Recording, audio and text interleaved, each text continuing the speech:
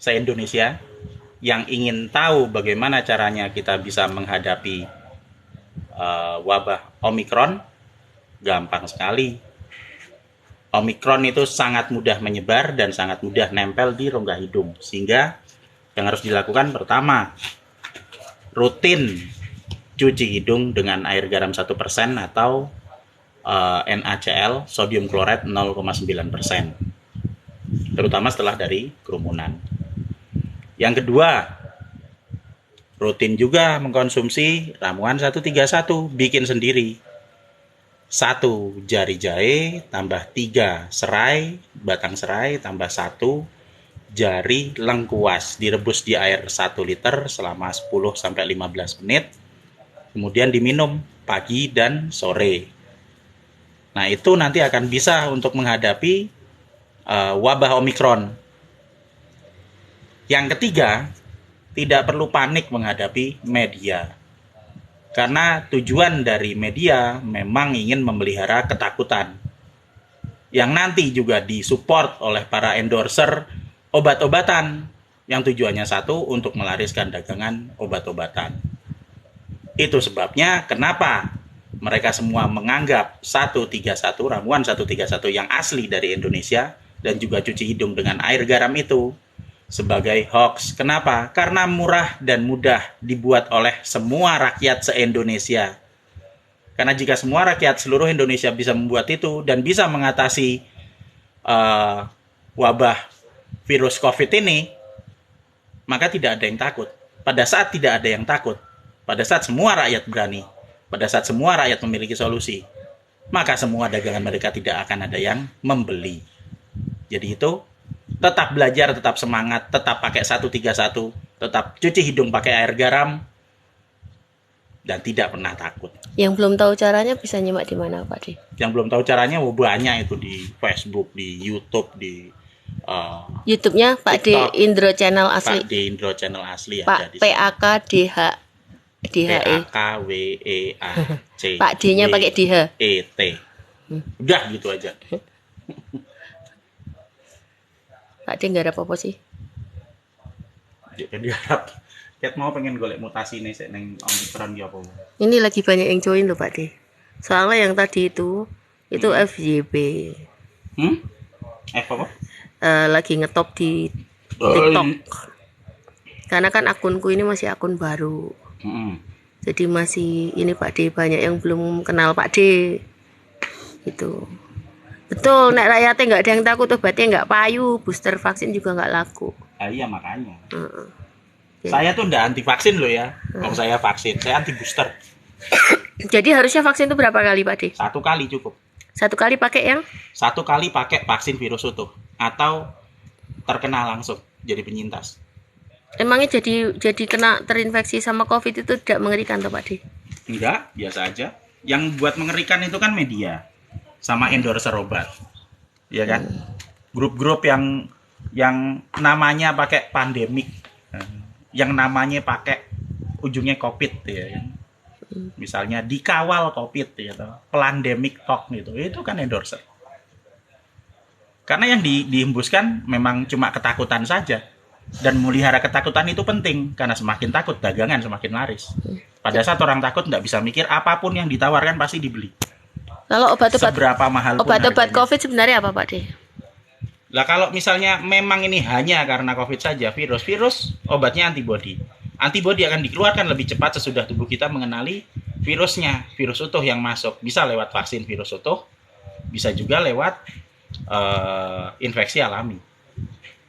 Pada saat antibodinya sudah keluar, maka antibodi itu akan bisa melawan virus COVID, varian apapun. Karena yang disebut varian itu kan cuma pretelannya saja, perintilan atasnya saja. 98% bawahnya masih virus yang sama.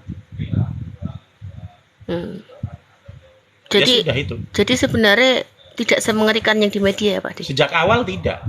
Jadi seandainya kalau kena COVID, apa yang akan dilakukan?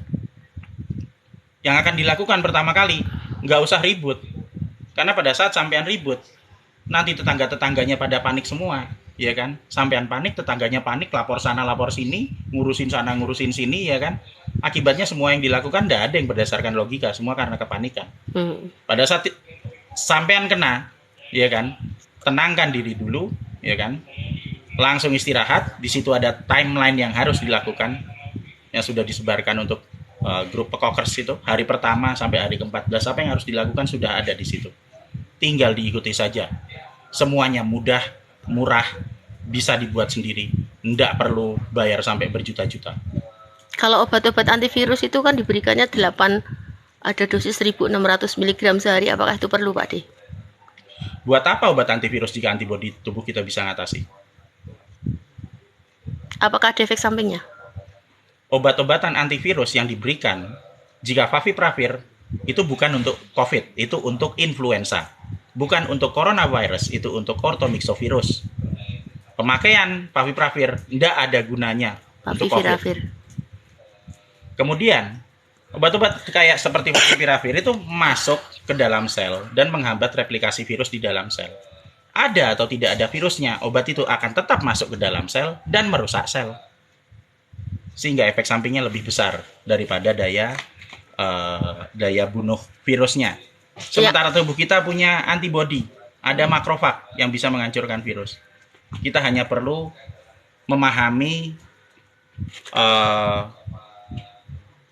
urutan imunologi normal dalam tubuh manusia dan kapan waktunya antibodi kita keluar. Kalau belum vaksin, hari keberapa antibodi muncul? Jika belum vaksin, terkena infeksi. Ya, infeksi alami. Hari ke-7 antibodi sudah mulai muncul. Pada saat antibodi mulai muncul, biasanya yang dirasakan tubuh apa, Pak D? Pada saat antibodi baru mulai muncul di hari ke-7, badannya lemas sekali, lemas dan pusing gitu. Kenapa? Karena energi kita dipakai untuk mengeluarkan antibodi. Maka yang harus dilakukan ya istirahat, minum madu, makan bergizi, vitamin C, minum vitamin E, makan yang banyak, minum yang banyak. Itu nanti akan banyak sendiri sampai hari ke maksimalnya di hari ke-14. Di hari ke-14 sampai antibodi total tinggi. sembuh. Kalau sudah divaksin, antibodinya muncul kapan, Pak D? Jika divaksin pakai vaksin virus utuh ya. Ya. Jika divaksin Misalnya pakai vaksin, Sinovac, Sinovac, Coronavac ya, Pak D? misalnya Sinovac, Sinopharm, Coronavac. Ya. Itu merek yang saya tahu. Maka antibodi akan keluar dalam waktu 24 jam. Jadi pada saat misalnya, kena infeksi alami lagi, maka dalam waktu 24 jam antibodi akan keluar dan akan langsung atasi virusnya. Jadi sekarang ini kan lagi wabah Omikron nih, rata-rata kan sudah pada divaksin. Ya, Jadi harusnya dalam 24 jam sudah keluar antibodi. Jadi seandainya gejalanya parah, kemungkinan besar apa, Pak D? Apakah cuma Omikron atau ada yang lain? Yang namanya penyakit itu banyak, bukan hanya COVID saja. Jadi mix infection itu banyak sekali. Kami mengumpulkan banyak sampel dan tidak ada satupun dari sampel itu yang isinya single COVID saja.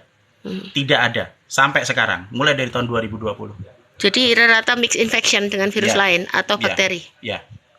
Tapi itu berarti seharusnya diceknya dengan multiprimer PCR gitu ya, Pak D? Ya, dilihat dengan gejalanya, gejala klinisnya, dilihat dengan hasil uji tes darahnya. Sama kayak Bude kemarin toh.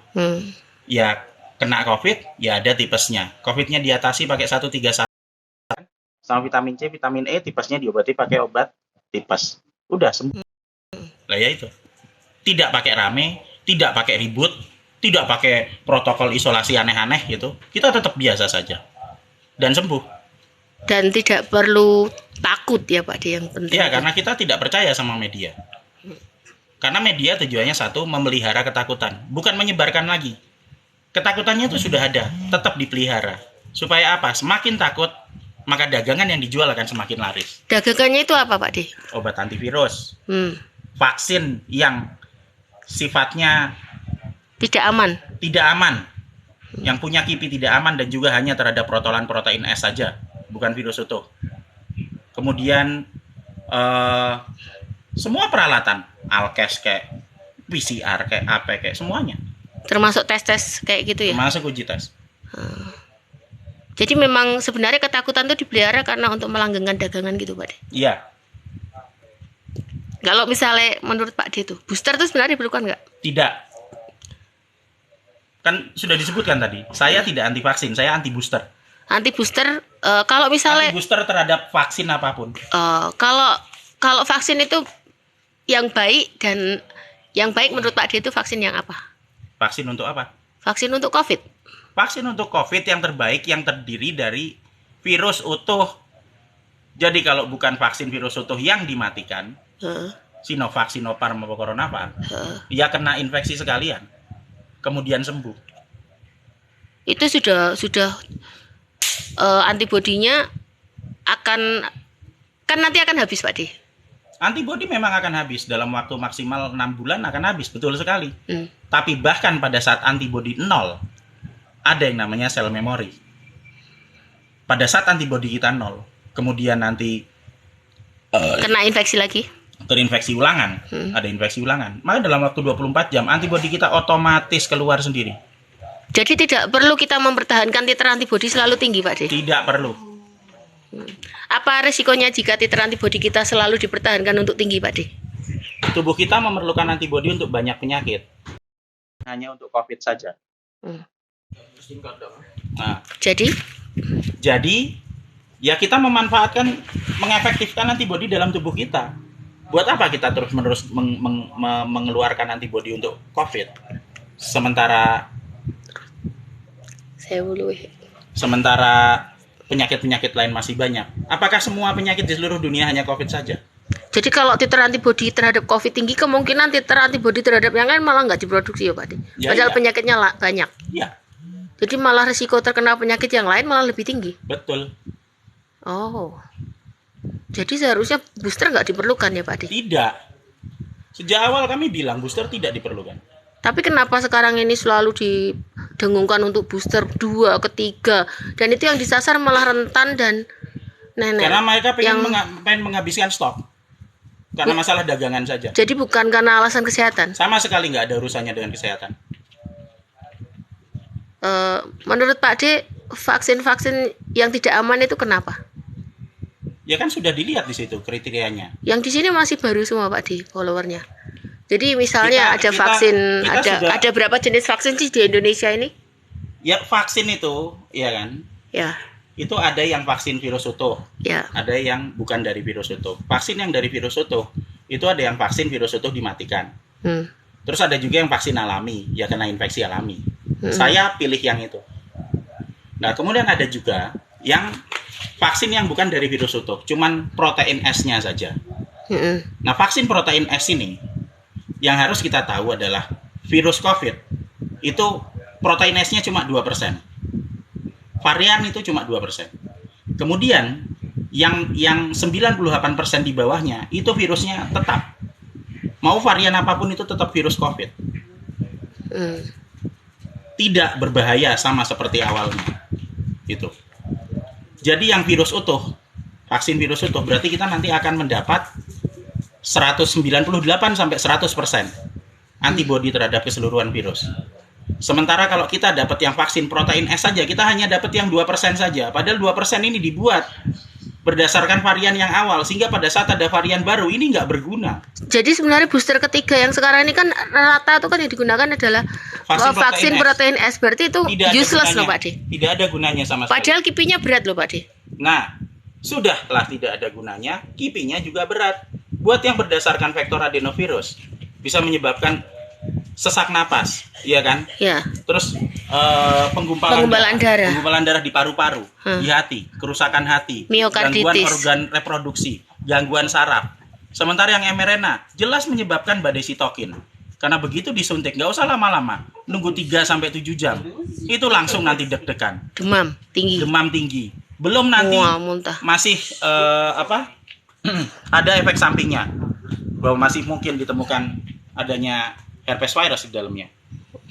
Jika ada yang tidak percaya silakan dicek saja sendiri. Kan gitu. Jadi kalau saya tidak akan pernah pakai vaksin yang menggunakan potongan protein S dengan kipi berat. Apapun alasannya, sampai saya mati. Tapi kan itu di iklan-iklan itu loh Pak D. Itu kan ini efikasinya itu paling tinggi. Mereka kan menghitung efikasinya dari titer antibodi ya Pak D. Kenapa titer antibodi yang disalahkan itu? Mereka tidak menghitung efikasi dari titer antibodi. Terus mereka ngitung efikasi sama seperti pas pada saat kemarin ada uji efikasi itu, ingat toh.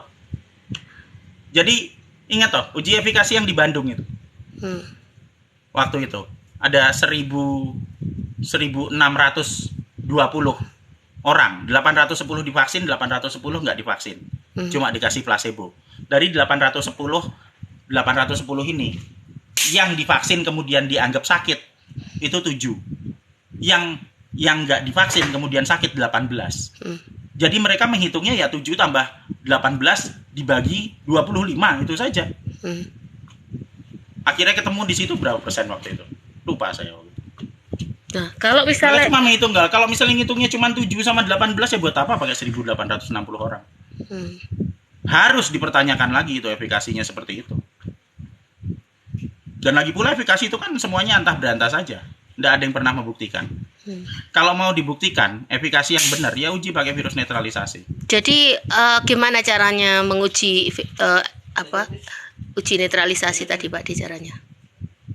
Ambil virusnya yang ada dari berbagai varian, diisolasi, kemudian dibersihkan, di clean up, sampai kita bisa dapat yang murni virus COVID-nya saja, varian Wuhan, varian Delta, varian Omicron.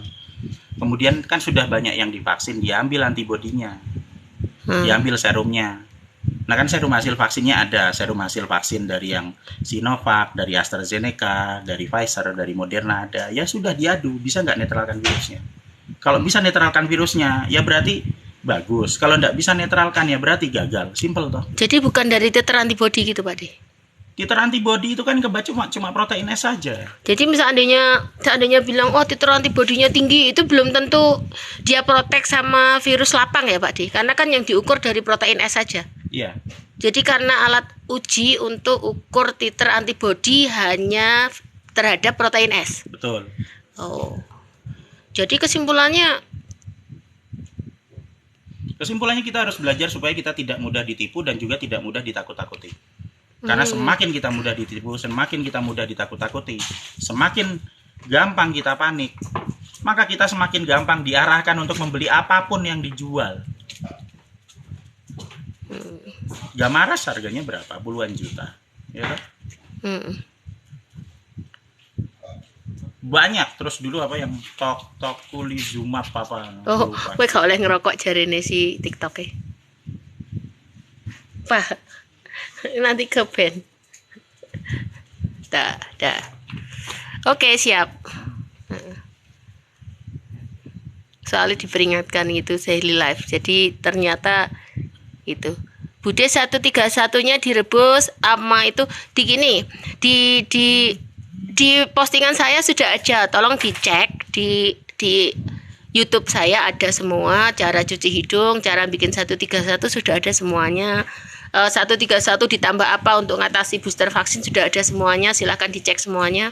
Di situ ada, dan kalau kurang lengkap lagi ada di postingannya Pak D Indro Channel asli di YouTube. Uji berarti ya harus di lab. Jadi yang harus melakukan itu harusnya mereka-mereka yang ada di pemerintah yang untuk ya boleh. Ya dibawa aja nanti sama Amar.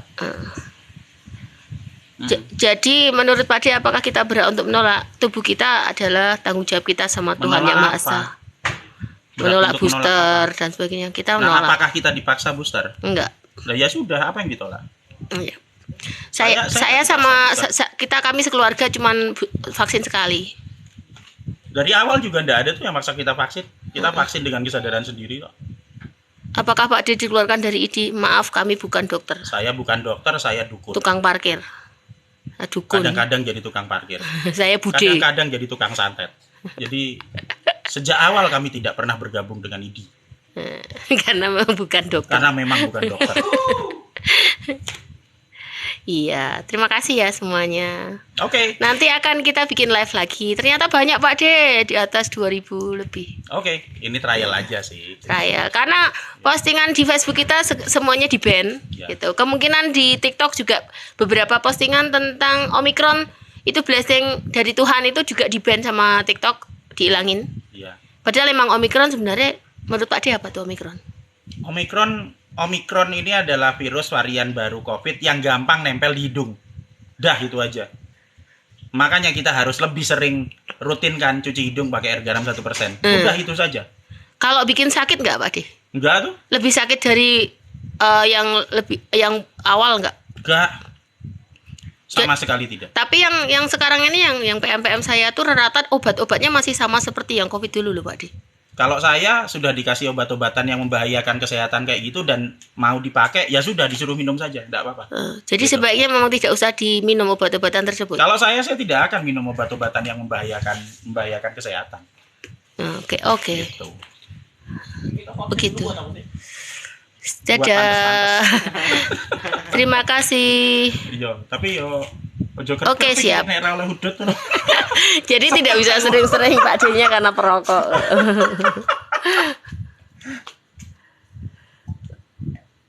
Saran tidak usah nyebut.